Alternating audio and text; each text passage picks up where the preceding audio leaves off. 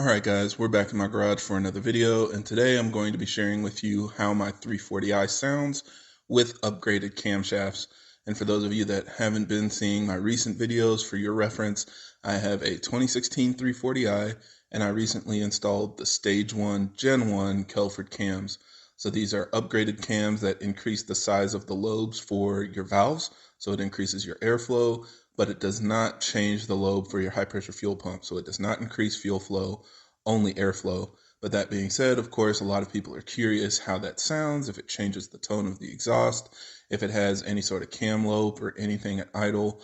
And so I just kind of wanted to share with you guys how it sounds in this video. I know recently I shared, that I had some issues with the install, but the car's been running fine. I have about 600 miles on the cams.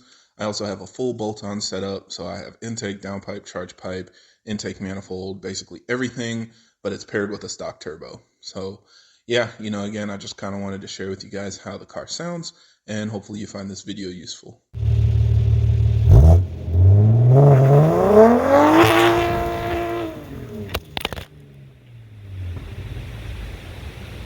Now, as always, for everybody that's new to the channel, I create these videos to help keep you updated on the latest developments in our community, as well as discuss technical topics so that we have a better understanding of how our engines work. So if you're interested in more videos like that, be sure to subscribe because there will be a lot more coming out in the future.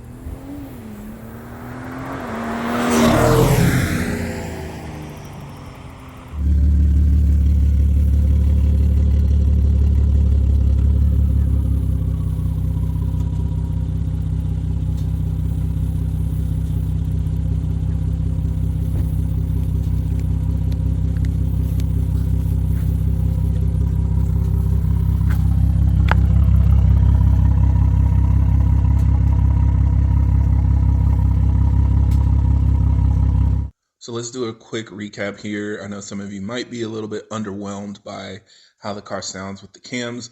It doesn't sound, like some big low V8 or something like that. But I do think it has a little bit more of a chop at idle, especially on the hot idle. After the car has been driving around for a while, if I get out of the car and keep it running, it sounds a little bit deeper and throatier, and it sounds like there's a little bit of a lope there. On cold start idle, not so much. On warm start, you can hear it a little bit. And then driving around, it sounds pretty much like normal. Definitely inside the car, I can't tell a significant difference. Now, of course, the reason why this is because our cars have variable cam timing.